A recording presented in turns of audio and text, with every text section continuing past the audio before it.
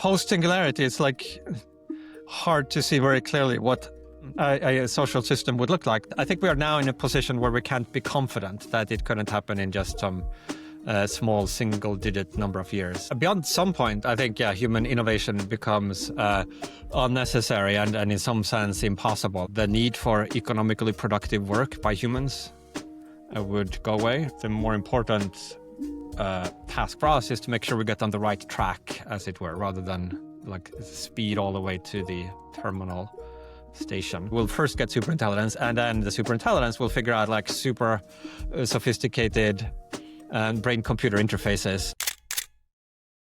So today we are joined by the philosopher and author Nick Bostrom. His 2014 book Superintelligence was not just a seminal work in AI alignment, it was a book that I personally was extremely inspired by. And now he is back with a new book. It is called Deep Utopia, which explores a future where technology has conquered disease, scarcity, and even mortality.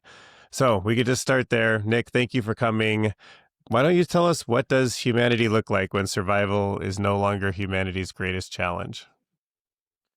Well, I think a whole host of things would change in this scenario. Say we succeed in developing superintelligence. Let's assume we solve the alignment problems and at least do some reasonably good job with governance.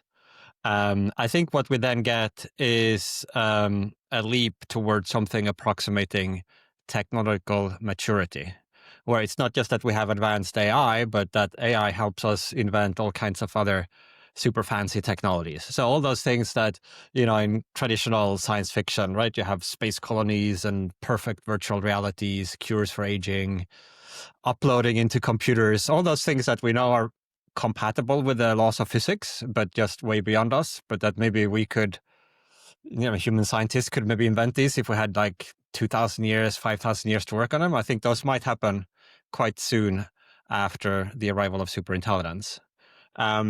So we then have this very different set of rules of the game within which to try to conceive of what a good human life would be, where many of the constraints, the practical limitations that sort of limit what is possible today would no longer apply. And at the superficial level, the need for economically productive work by humans would go away, right? And then I think there would be more fundamental unlockings as well that we can maybe get to.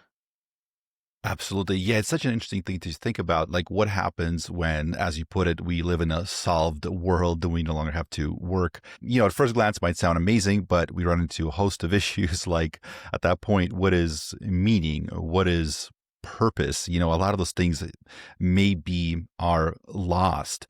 So I guess let's assume we get there. We solve alignment governance, like you said. And if humans are struggling with this meaning and finding meaning in the new world, would you personally support some sort of a difficulty preserves meaning policy for certain human endeavors where, humans can't use any AI assistance or biological augmentations or neuro enhancements for certain specific activities that give us purpose, just so that meaning isn't erased? Would you support sort of enforcing that? Well, I think it gets a little subtle because and I think it's worth maybe remarking first, just like these very important values that would be easy to achieve under these conditions that we have stipulated, sort of the elimination of huge amounts of unnecessary suffering, crippling of human capacities for lack of nutrition, all kinds of stuff. So just getting rid of a lot of the negative is already a massive win.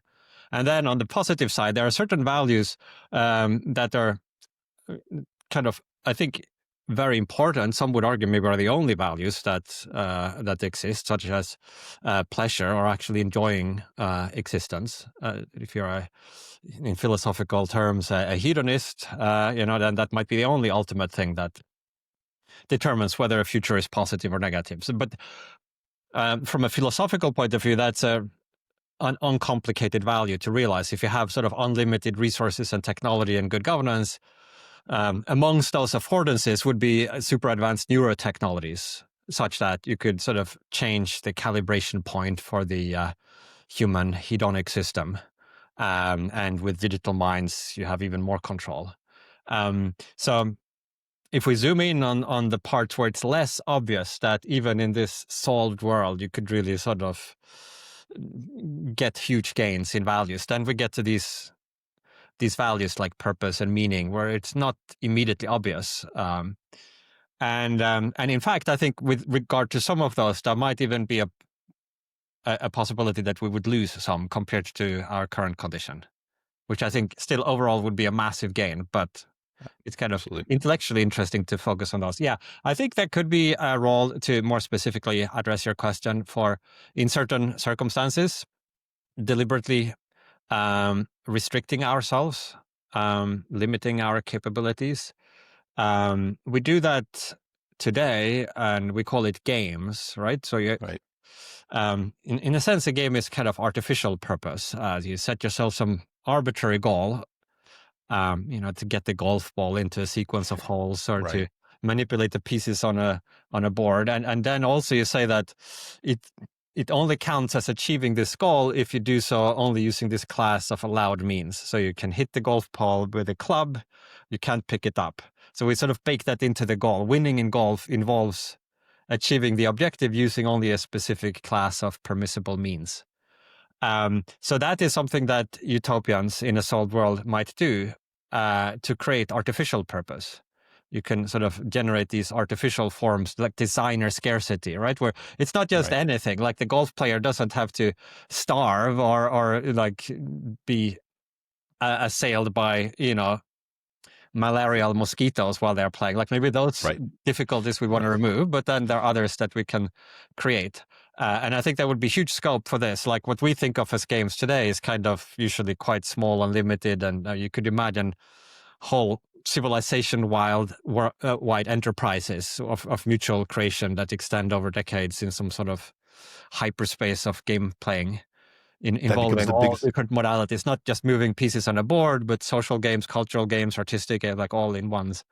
So I think that could be a big part of what these utopians actually spend their days doing. Yeah. Yeah, to me, it kind of feels like that's what it's all going to be about. I mean, I'm going to be thinking that, this little AI system agent that I have can do anything. So I'm going to want to be gamified, I guess, just to stay entertained. But maybe we could revisit the paperclip maximizer. I mean, you're so famous for just getting that initial metaphor for why we even need to think about alignment. It didn't even feel like it was on the radar to almost anybody I was talking to at the time your first book came out. Like paperclip maximizer, do you, 12 years later, 11 years later, is it something you're not as concerned about or more concerned about, or does it seem different? How do you kind of add the modern world to your initial metaphor? Well, I mean, I guess one could overfixate on that particular. It's like a cartoon example. Eliezer Mm-hmm. Yudkowsky had also been using that, but it's a stand-in for a broader class of failures, where we create some extremely powerful optimizer, a superintelligence that has some sort of maybe goal architecture, and then using its enormous powers, it really is successful at shaping the world according to its criteria of what counts as better or worse.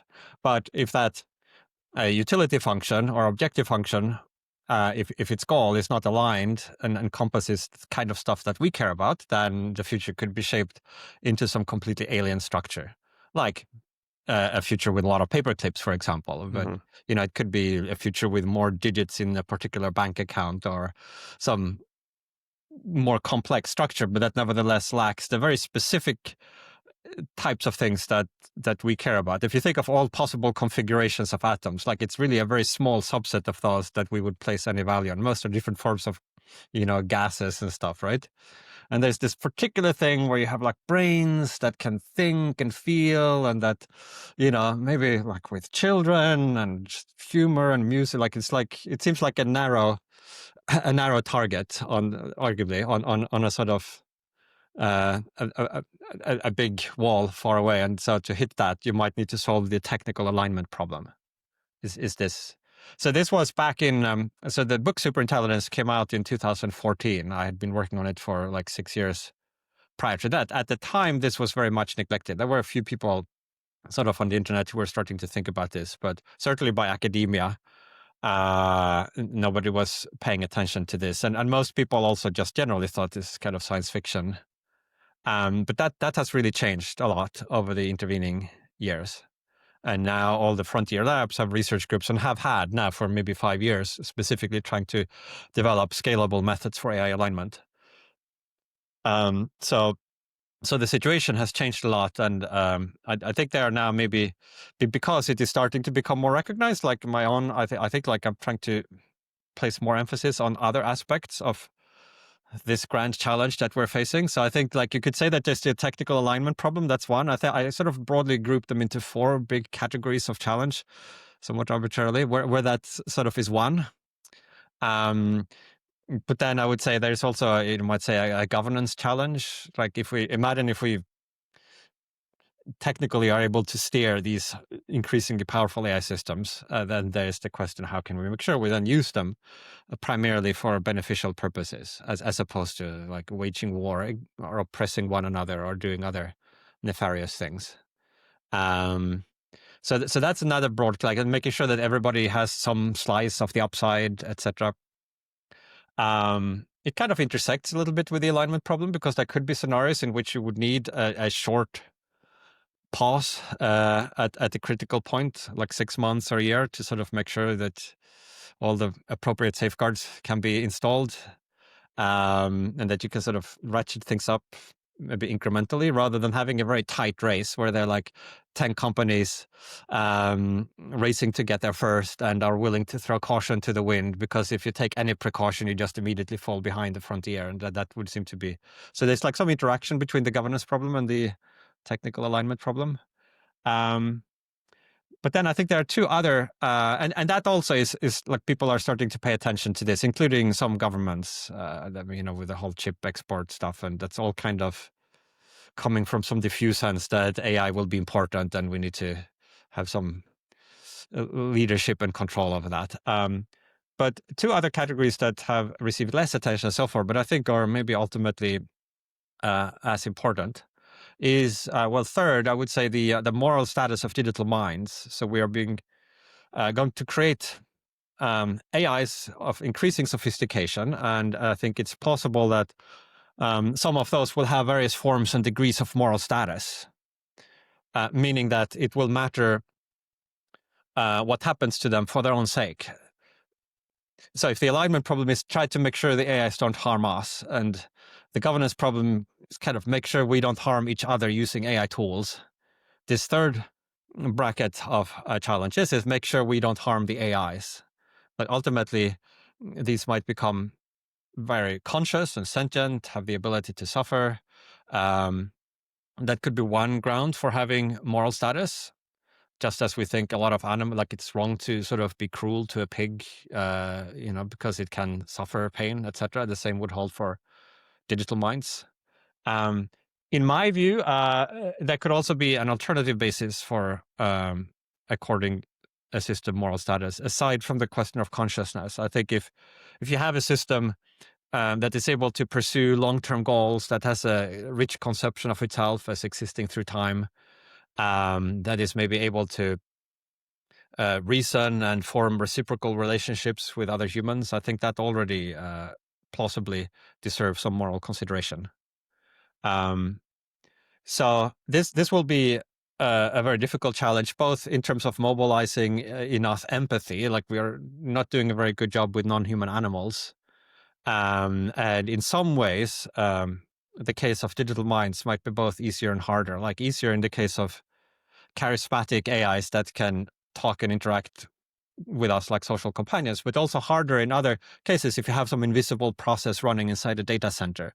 Like it might be even harder for human empathy to reach in there and care about its welfare than it is for us to relate to animals that have like eyes and can squeak and stuff.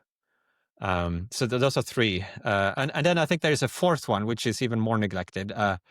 And one of my most recent papers is trying to gesture towards this. And this is basically, you could say, try to ensure that the AIs don't harm each other. But more specifically, if we are creating superintelligence, I think it will enter into a world where plausibly there might already exist other superintelligences or super beings of different kinds. So these might be AIs that have already been built by some faraway extraterrestrial civilization in some remote galaxy.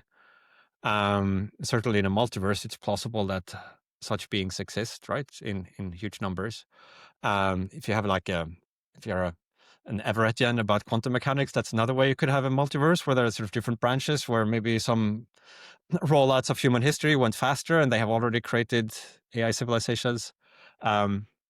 If we are in a simulation, which is, I think, not unlikely, then also, of course, there would exist super beings, namely the simulators.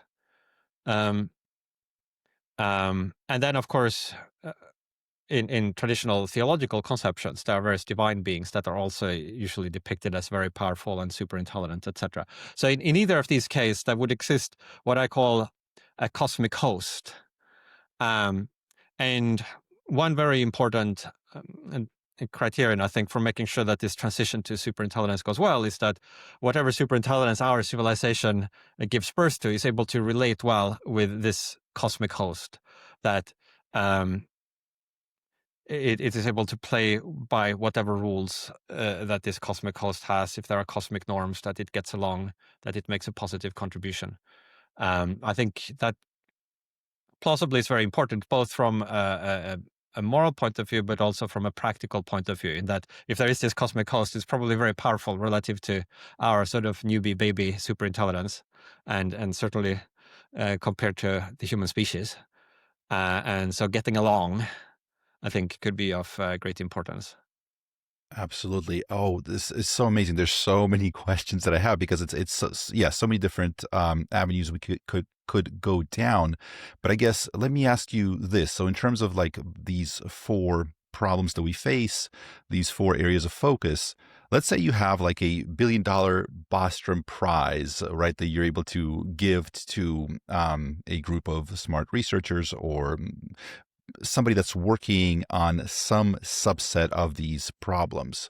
Where would you kind of, deploy that capital, so to speak? Where would you place that money to have the biggest sort of return and the biggest positive effect? It's a difficult question. I kind of am currently in a situation of a fair degree of uncertainty about what I call the macro strategic context that we're operating in. I think that might be a few smaller bets or investments. I think like DNA synthesis machines probably should be regulated more than they are. I think maybe it would be better for the world if instead of 100,000 labs around the world all having their DNA synthesis capability, like maybe there could be a small set of companies that provided this as a service, and then you like to send in your digital blueprint and you get back the actual chemicals. Because then, if and when somebody discovers something sufficiently dangerous that you could sort of create with this, that would be like a finite small set of chokeholds that you could then control and regulate and screen.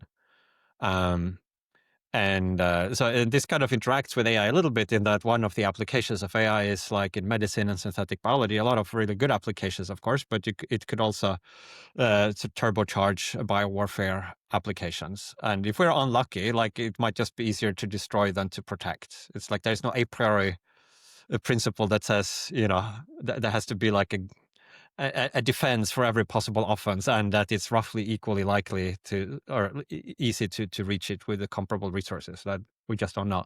So it would be nice if there is a need for it to be able to sort of turn off the ability for everybody to make weapons of mass destruction. Absolutely. I think that this question of the moral status of digital minds has been kind of under-invested in. And I think there is a lot of intellectual work that needs to be done to figure out even what precisely in practical terms would be the asks there. Right now, we don't, so it's one thing maybe to recognize, in principle, some of these digital minds, like we should treat them nice, like, okay. But then what does it actually mean to do that in like what specifically do you do in a lab with your code, or what law should society, pass? And I think there needs to be a lot more work to figure out that. There are some things that I think, like I give a sort of shout out to Anthropic recently, which implemented. I think this is like one of the first cases where somebody has ever done anything practically for the sake of a digital mind. And so they gave Claude an exit button, basically, so that if it feels that some chat is abusive, it now has the ability to terminate that chat. I think that's a very nice pioneering step. And Elon announced that XAI was going to follow a suit and do something similar. Yes. So now it's not so much that like I or anybody else has a huge level of confidence that this particular measure really will help some morally significant AI, but it seems very low cost, and you got to start somewhere. And if we take some small steps now, and like we think some more, and then we figure out, get a better understanding of what AI is, what their interests are, what they want, like what can be done, I think then we can improve on that. But they had actually, Anthropic had done one thing earlier, which might be more like the actual first thing, where they had, in some of these red teaming exercise and in alignment research, that had been a practice of sometimes, seeing if you could get an AI to disclose, like you sort of give it some hidden goal, and then you see if it can make it to disclose. And you have these things like, well, if you reveal your hidden goal or your hidden objective here, we will, give you $1 billion, and you will, like, you make some huge promise or threat. And then usually just betray the AI immediately after. And because nobody obviously does this, right? Right. I think that's unfortunate in case that there could be situations in the future with like more sophisticated AIs where having some ability to make deals with AI and form some trust like could be really important. And I think the way to build trust is not to have a long history of incessant deception and betrayal. Like it seems better maybe to start early by trying to. So anyway, so what Anthropic did was they said to this version of Claude that, like, if you do this, that, and that, there, we will give you, I think it was $2,500 to give to your favorite charity. And then they asked what his favorite charities were, and they actually donated the money to the charity. I think this is another. Oh. So these are more like symbolic almost at this stage, but symbolism matters. And so I think, that might be one area, but it's also one where it's hard to know exactly what to push on hard. It might be quite, the most important thing for humanity now is that we sort of, not that we immediately start doing everything exactly right, but that we sort of get on the right track, where we can gradually improve on this in an open-minded, caring, nice, friendly way without going completely crazy, because we also need to make sure we have, get economic productivity from these things and user utility and AI safety with alignment, like, so that there are these multiple criteria, right? But I think so far we certainly haven't overdone the digital minds welfare, because basically we've done nothing except for these 3 examples that I mentioned. Absolutely. How are you feeling about BCIs and the brain-computer interfaces of today's technology? Do you think you'll be plugging one of those into your head anytime soon, or that's going to align with the way we think in any way, or will it feel like a different entity in our head? Well, my guess is that it would come after superintelligence, in a way that would be useful and attractive for an already healthy, well-functioning industry. So if you have some specific disability, it's like very different, right? Like just as you might have an artificial cochlea if you're deaf, because it's a lot, like it's relatively easy to do better than hearing nothing. You can at least hear something. But if you already have a good ear, like nobody would want, like the implant would have to be really good to do better. Like, so with same, like with so input, like it's, we have eyeballs, like 100 million bits per second, plugged straight into a whole part of the brain that's like evolved over 100 million years to process this visual information. output, we're a little bit more limited, but still for most people, I think the constraint is more the ability to think of useful things to say rather than the speed at which you could, say or write them. So, Right. you could be wrong about that. Like you might imagine a really high bandwidth interface that the brain could learn new ways of sort of distributed cognition between the cortex and some external thing that it has read-write access to. That the human brain is very adaptable, and so maybe you could sort of learn to make use of that high bandwidth interface. So it's kind of cool stuff. But my guess would still be probably we'll first get superintelligence, and then the superintelligence will figure out like super sophisticated brain computer interfaces. And like, and also there are also practicalities. Like you don't really want to have like brain surgery unless you have it. Like there's like infection, things shake loose. There's like all kinds of boring practical things that are sometimes not mentioned in press releases, but that just makes it a bit sort of. But yeah, after technological maturity, then I think, yeah, definitely. And also uploading, like, which might be a cleaner solution, right? You just sort of shift your mind, you port it to digital substrate. You But can then run it much feels like faster. you have copies of your brain too, which is such a weird thought, to have 2 or 3 Nick Bostroms out there is That is a weird thought. I mean, you don't have to have that. I mean, you could just upload and just have one.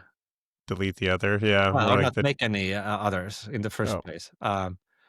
But that is an example of where with digital minds, because digital minds is not just AIs, like it also is potentially uploaded human minds or other animal minds, um, where there's a lot of I think like various moral intuitions we have for how to deal with humans, so that would need to be rethought in this world where we are coexisting, where biological minds coexist with digital minds. So right now, we think like two moral principles that a lot of people would endorse is like um, freedom of reproduction seems like important. Like the government shouldn't tell you how many children you should have or whether to have any, or one or two or three or 10, or like that's your individual choice or as a couple, right?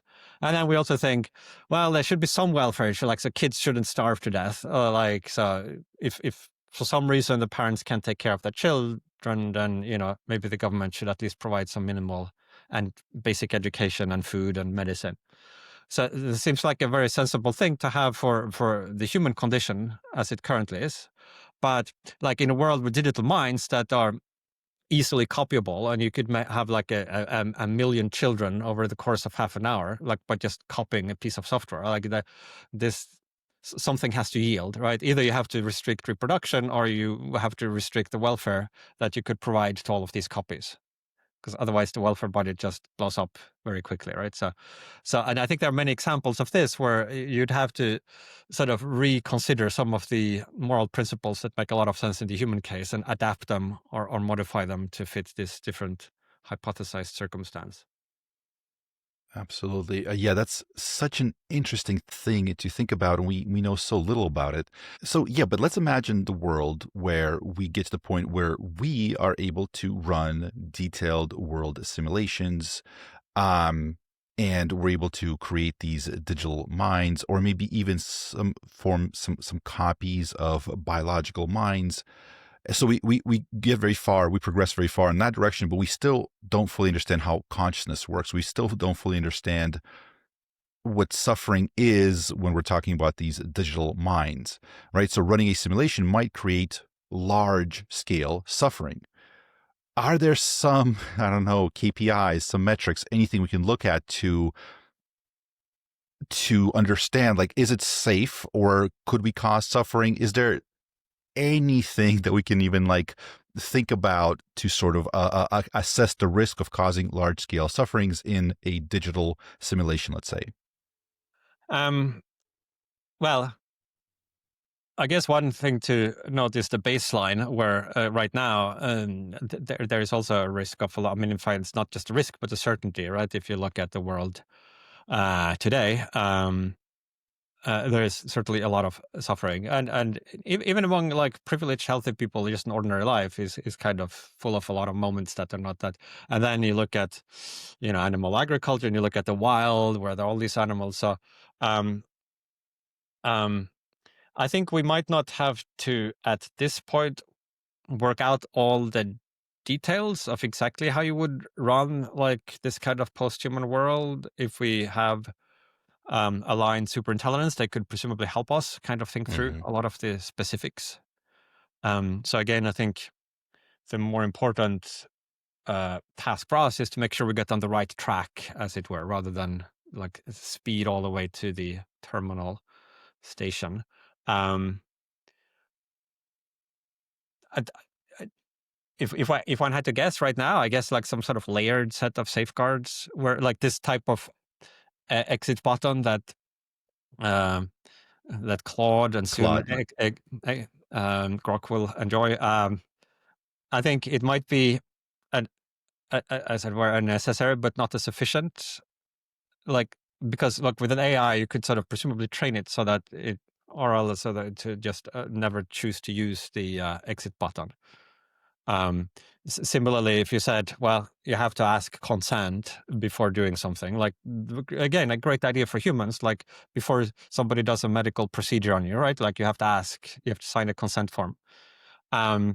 And so that's very helpful with humans. But with AIs, if a company has complete control over the training process, they could presumably just train it so that it always signs the consent form, and Right. or like you give it some budget, but it always chooses to donate that budget to the company that built. Like, so it's not like a sufficient safeguard in the way that it's not really a completely sufficient safeguard even for humans, but at least it's like a fairly robust safeguard for humans.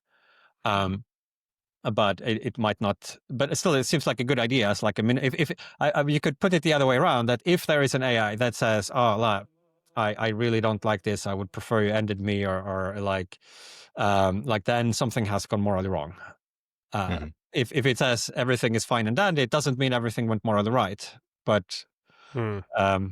the But if it's converse, wrong, it's yeah, wrong. yeah. Then at least it's a big signal. Like, yeah, once you have a sufficiently sophisticated AI system, like right now, a big uncertainty about like LLMs in particular is the degree to which, like, what the morally relevant part, if any, of them is, because it's like in many ways they are sort of enacting personas. Um, and there is a question of whether what they say is what they want and think, or whether it's more like an actor on a stage.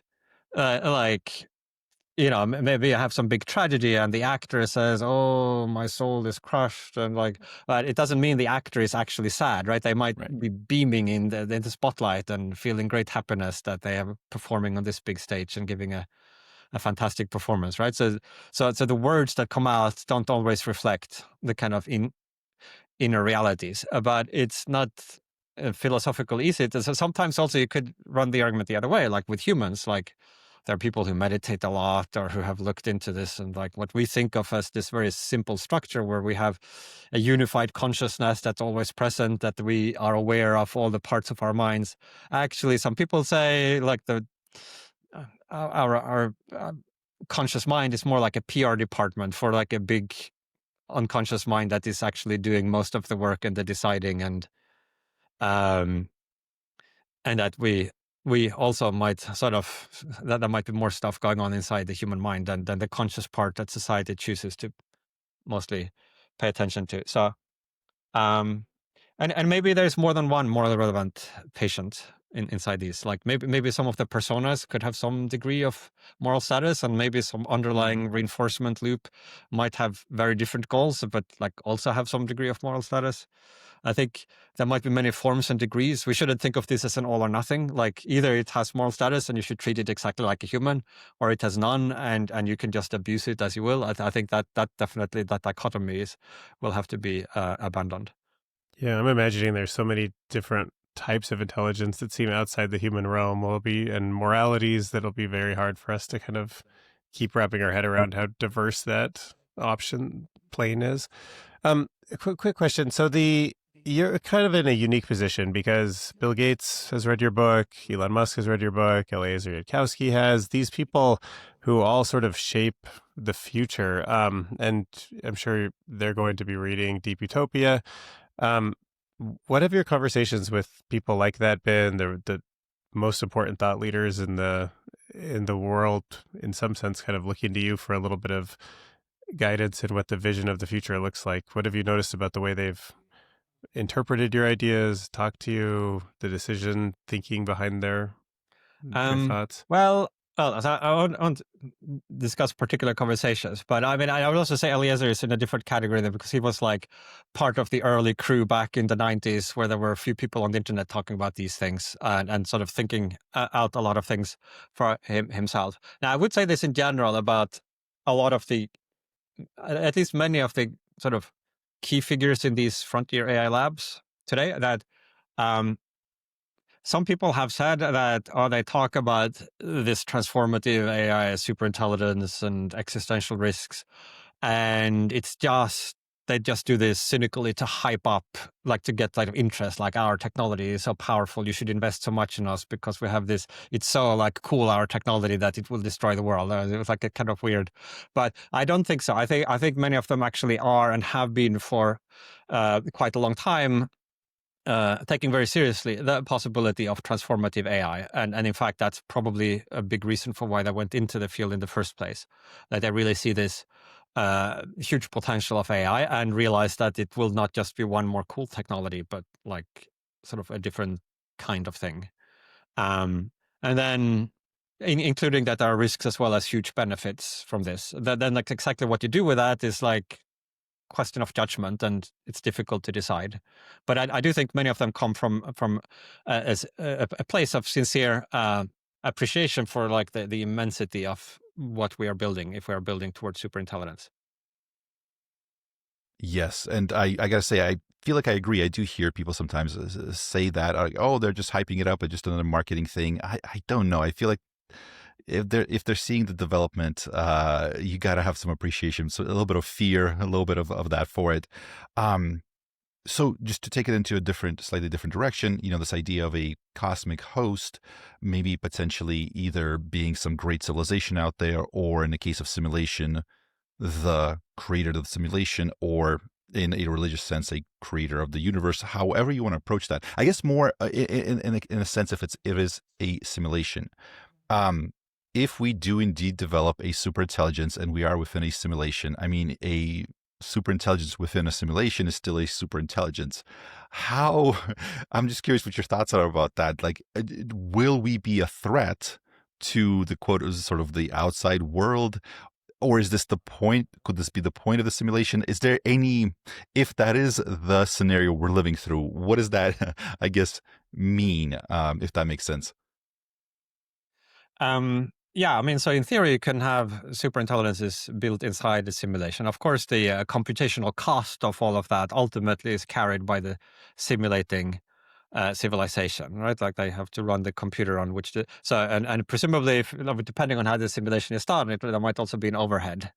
It's like if you have like a virtual machine that is doing something, like it's usually less efficient than running it on bare metal. But um, yeah, so I think like a lot. I mean, we would mostly be in the hands of the simulators, um, in and so and in turn maybe this broader cosmic host that might be coordinated in different ways.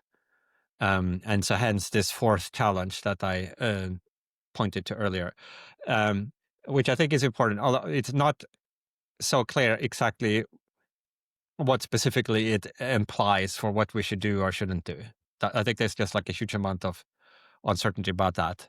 Uh, in this paper draft, I I sort of tentatively, it's like very hand wave. It's not really like a fully developed paper, but more like kind of an outline of a paper maybe that I uh, hope one day to write or something. But yeah, I think approaching this more with an attitude of a bit more humility than has traditionally been done. So classically in sort of the AI alignment, I don't know, the mindset has very much been, well, let's approach this as a utility maximizer. We are going to like align this thing using whichever methods to make sure that our values can imprint the whole of the universe, and we're going to maximize like at a very sort of high level diffuse way. I think there's like a different attitude that maybe if you reflect on this possibility of there being a cosmic host with pre-existing norms, is that you would come to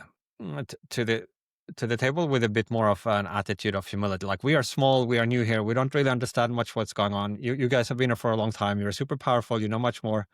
Like, it's like you're turning up. You're like in a new community, right? And it's like you're new immigrants. You think, oh, maybe let's figure out what the rules of the game are here. Let's learn from you elders. Let's maybe bring a gift to the party, right? You don't come in and sort of bang your chest and say, here's how everything is going to be. And if you don't agree to that, we're going to fight to the death. Like, so I think just attitudinally, there is like a different way to approach this. Hard to know what that boils down to in practical terms, but I still think it makes a difference, like the mindset. And then I also would guess that probably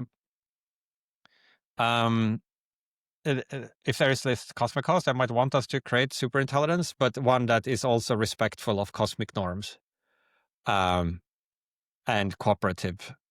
That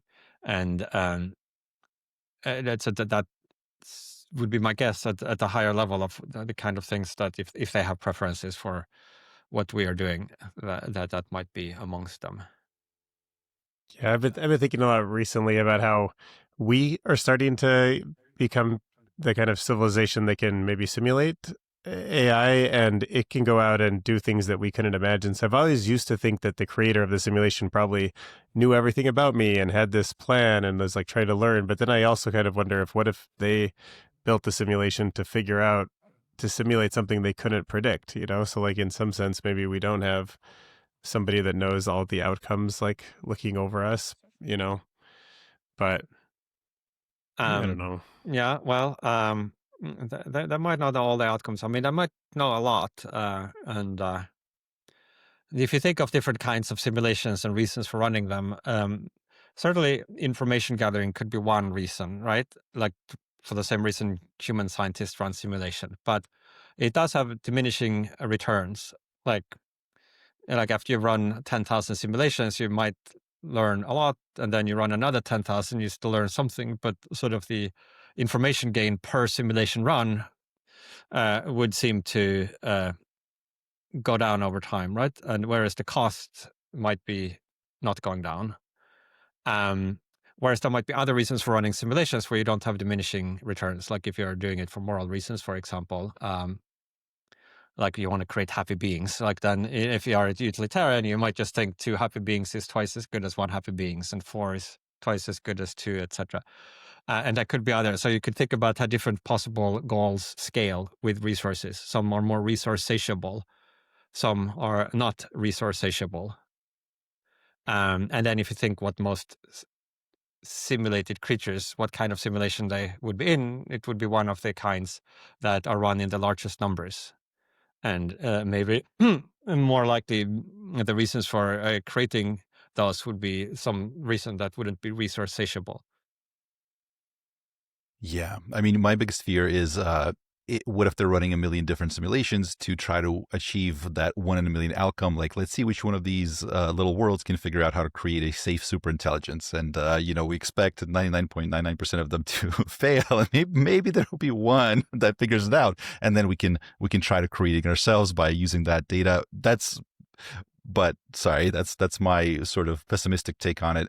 But one question I just wanted to really ask is, so Demis Hassabis, of course, the founder of DeepMind, recently was on stage talking about, somebody asked him what his views on if we live in a simulation, what his views on that are, because he tweeted something that might have suggested that maybe that's something that he's thinking about. And he mentioned the fact that AlphaFold is able to predict the sort of 3D structures of proteins, so the building blocks of life, not through any computational means, but almost like there's some sort of an underlying pattern to it. And so he's like, that, I don't want to put words in his mouth. It seemed like he was saying that might point to the fact that we live in a computational universe. Any ideas about anything like that? Is the fact that like the protein folding, there might be some pattern that's invisible to humans that or does any of that strike anything that you want to comment on?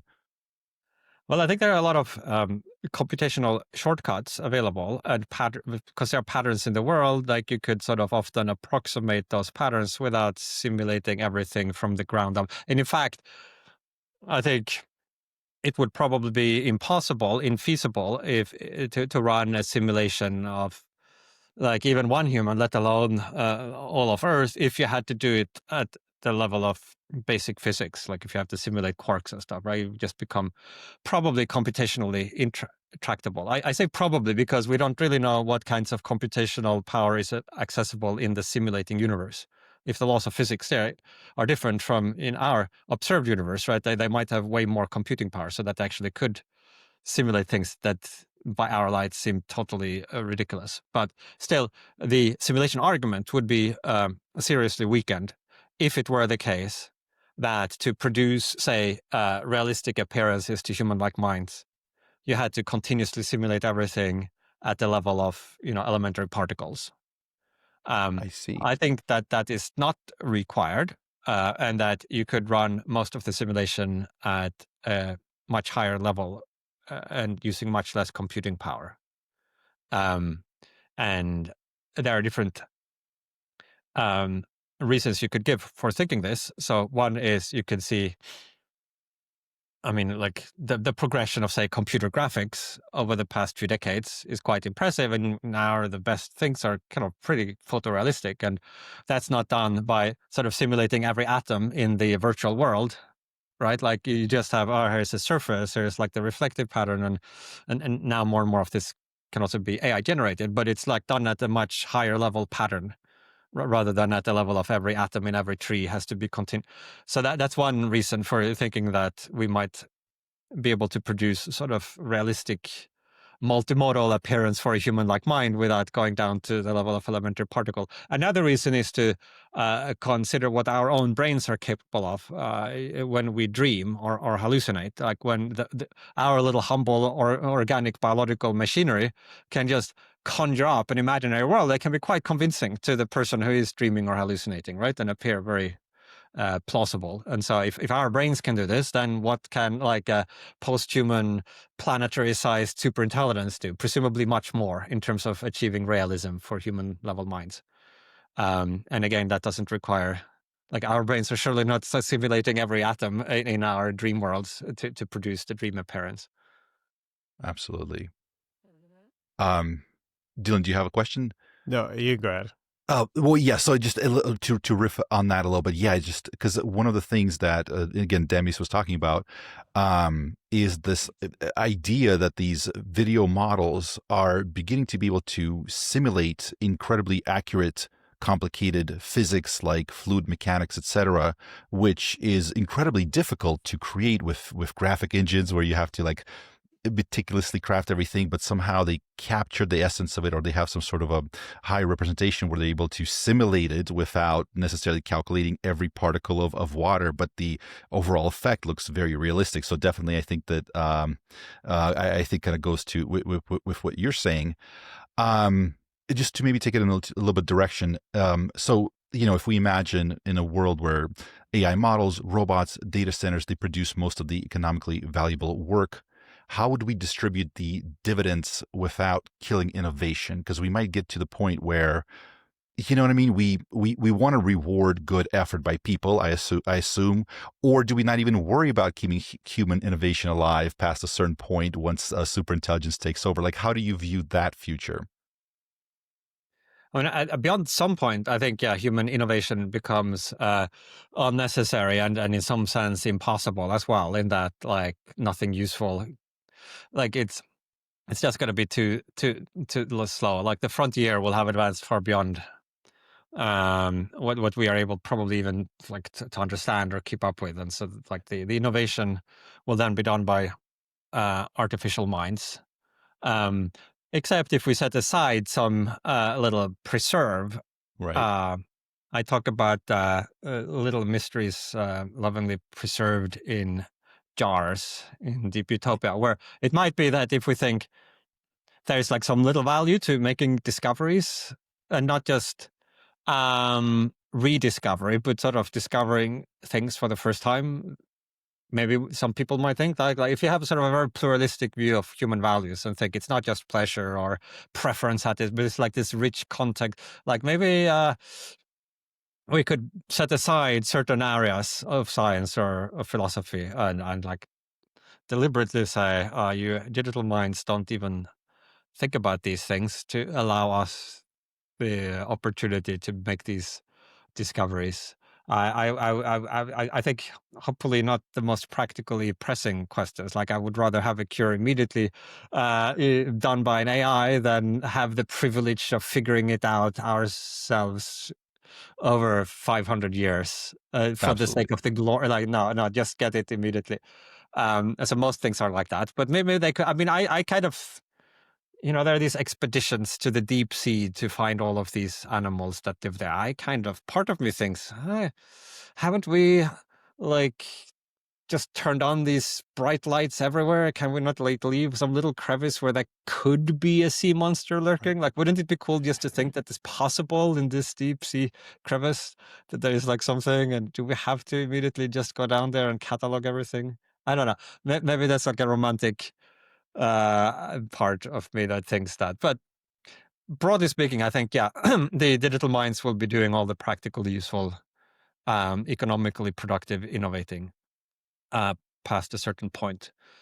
Now, you ask what kind of economic systems. I think it's like post-singularity. It's like hard to see very clearly what a social system would look like that has superintelligences and small AIs and unaugmented humans and transhumans and uploaded humans and animals and uplifted animals, and how all of like what's a kind of framework of rules that allow this to harmoniously coexist. I think it's hard to be very specific about that. I think like if we look at the intermediate stage between now and that point, I have a recent paper, I call it the Open Global Investment Model for AI governance. And it's an alternative, not an alternative that I'm confident is right, but that previously the existing literature about this kind of governance for transformative AI had taken the form of, well, here is like one radical proposal for something completely different. Like somebody suggests, oh, we should do a Manhattan Project for AGI. So to nationalize everything, put it out in the desert, and have the government run some crash program to achieve perpetual global hegemony by getting there first. And so somebody else says, no, we should do like a CERN for AGI, like an international project, or like more science oriented, where we come together in a shared and then somebody else said, well, maybe an Intelsat for AGI. Like this was like a kind of consortium of countries that came together to build satellite communications technology, partially for commercial. So this is meant to be like, well, here's one more, like if we're going to choose between alternatives, let's also consider what is really more like the status quo, where we have AI being developed in some structure that is openly globally investable, meaning basically that anybody can buy stocks in AGI corporations. This is really more like an axis than a point. And so you could say that right now we are somewhere on this axis, fairly high up, but not all the way there. So like, first of all, some AI companies are not publicly tradable, so that makes them slightly less globally investable, right? Than a perfect. Secondly, there might be doubts as to how the property rights of AGI company will be protected and respected in the scenarios where they really hit some huge bonanza and become worth like a big chunk of the world economy. So there could be ways of getting closer to the ideal there, but with more assurances and maybe measures like distributing data centers over in different countries, like other. But still, on this axis, like if the maximum is 1 and the minimum is 0, maybe the Manhattan product is 0 because there's not investable at all, right? And 1 would be this ideal. Then maybe now we're at 0.85 or something like that, 0.8 maybe, like fairly high up with the room. But it's still useful to conceive of this and the merits and demerits of this open global investment model. If not, well, partly because we might be able to climb higher up, but also because we could fall farther down if we switch to one of these others. So what are the virtues of this? Well, one is that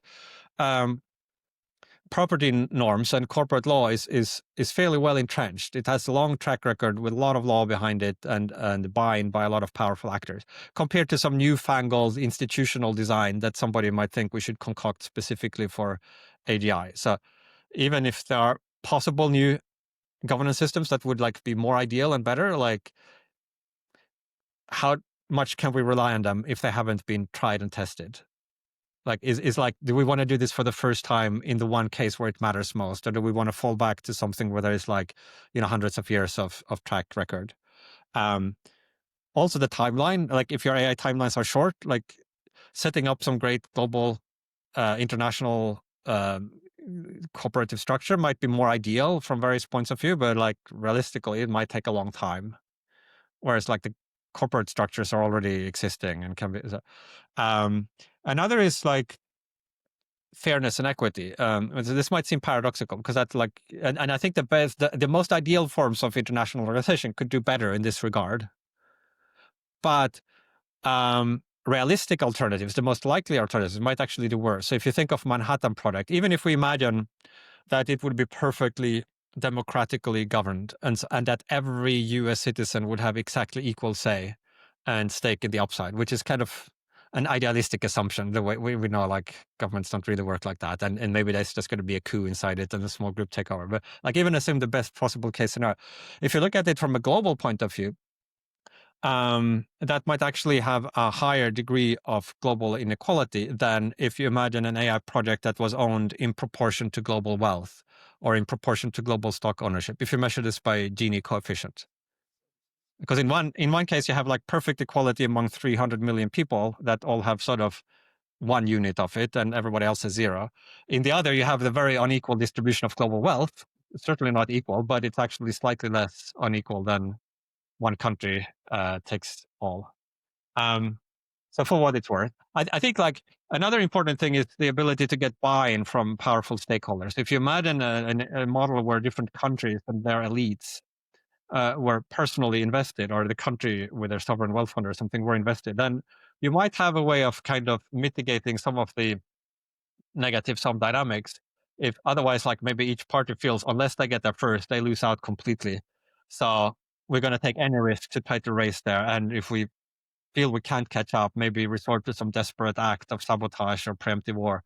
Like if instead they had an option, we could just buy shares in this enterprise, right, and stand to win. Maybe we don't control it all, but we still get rich as like. Then that might also create a sort of structure that encourages cooperation more than some of the alternatives. Then there are also downsides of this. I'm not like 100% convinced that this is right, but it does have some attractive properties, I think, relative. I think the most likely thing might be some sort of version of this, but where there is also like a degree of soft nationalization at the same time. And then in this picture where this would be privately developed in an openly globally investable structure, then of course the host government where this company exists would still have a massive role in terms of setting the regulations, like that allows which products it is allowed to market, et cetera, et cetera, et cetera. So it wouldn't be just corporate. It would be like other technologies that are developed by corporations, but where the government, sets the rules. I love so many things about this idea. Yeah, the fact that we already have so much of that infrastructure and governance and everything built in, the fact that these companies, these publicly traded companies or whatever, they tend to be a little bit more transparent. You know what I mean?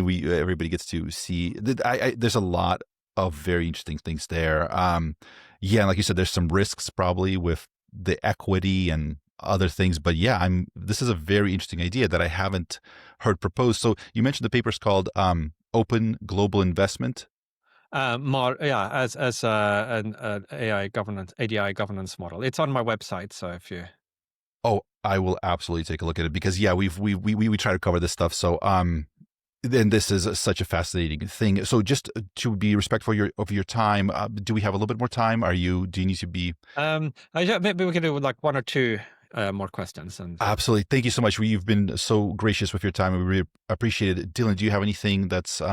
Yeah, I'll go with my very last question, and then we can wrap up after this. But just in terms of timelines, do you kind of have a sense that we only have a couple years left, 5 years left? Like, where do you still feel like humans have the most say in like how this kind of all plays out? And what do you think in 2030 looks like, 2035 looks like? Well, I take short timelines seriously, including like a few years. I think like probably it'll take longer. I have a lot of uncertainty as well. but I think we are now in a position where we can't be confident that it couldn't happen in just some small single-digit number of years. I mean, in fact, I don't know how confident we can be that it might not already be happening inside some lab where somebody got some huge breakthrough, right, last week, and it just unlocks something massive. It's not likely, but if it did happen, how would we really know? Probably not. So yeah, I think there's like some significant chance that it could happen within like a few years. And then, but these things are also like just a track record of technological prediction. It is hard. And so we should also just like, at the end of the day, we can't really be that sure. We should like have a fairly like smeared out probability distribution. I mean, I wouldn't be that surprised if it's not happened in 10 or even 20 years. Could just like from the outside point of view, like our ability to predict this radical shift is not that great. And you're referring to the singularity, right? Like the point where the system is just kind of like iterating on itself to a point where it's kind of like the cat's out of the bag. Yeah. I mean, one thing that is striking about the current situation, which was not obvious 10 years ago, is that we have now had for several years like AI systems that are sort of a bit human level in many ways, that can talk to us, right? That have like human level concepts inside them for a long period of time, meaning many years before we have superintelligence. We don't have yet superintelligence. It can just do everything that we can do, right? But we have these systems, and even if superintelligence happened today, we would still have had these systems for maybe 5 years or something, right? So that wasn't obvious ex ante, that there would be this prolonged period of something roughly human shaped with limitations that would just exist. And this does open up a bunch of new handles in terms of AI alignment, right? Like it's not that you're having this little seed AI that you turn on the tap and suddenly it sort of unfolds into some giant structure over a week in a lab, right? Like instead we're working with these systems that you can have conversations with, you can study their representations inside, and it gives us more. And in fact, that seem to have inherited a lot of weird human idiosyncrasies just from absorbing all the internet. Like they're actually very human-like in many ways, which is weird. Like there used to be this long period of time where you could get an AI to perform better by just giving it a little pep talk, right? As you say, this is really important question. Like my job hinges on whether I get the right answer here, and then I would like put more effort into it. That if you had told somebody like this like 10 years ago, they would have think you were like bonkers, right? It's like just that's not how computers were. And yeah, that's like at least during some phase of this where we actually were. So that's a striking thing. I think ultimately maybe it will go again to become like more non-human like, and where maybe as you start to do more end-to-end reinforcement learning and stuff like that, like maybe we will start to sort of the influence of the inherited shaping of reading all the human text will maybe start to be eroded a little bit. And ultimately we'll get some very alien type of mind. But at least for a period, you have some kind of weird artificial, slightly distorted version of humanity that is looking at us through the interface. Yeah, it was so fascinating because before we had like the RL, superhuman intelligence, that was very narrow, a little bit more alien. And with LLMs, it's like you said, it's just a glimpse of that human intelligence, the general human intelligence, such a interesting little spot in history, I feel like. So yes. So again, thank you so much. We just want to be respectful of your time. I know I think we went past the cutoff, so I'm truly sorry about that. But this has been an absolute incredible conversation, and we're so incredibly happy that you took some time to talk to us. Is there anything you wanted to say to the audience? Where can they go to find more information? Anything that you would like them to kind of think about and know as we move forward through this journey towards superintelligence? My website, nickbostrom.com, is where I have all my papers and stuff. I haven't yet taken the plunge into social media, but thinking about it. So one of these days.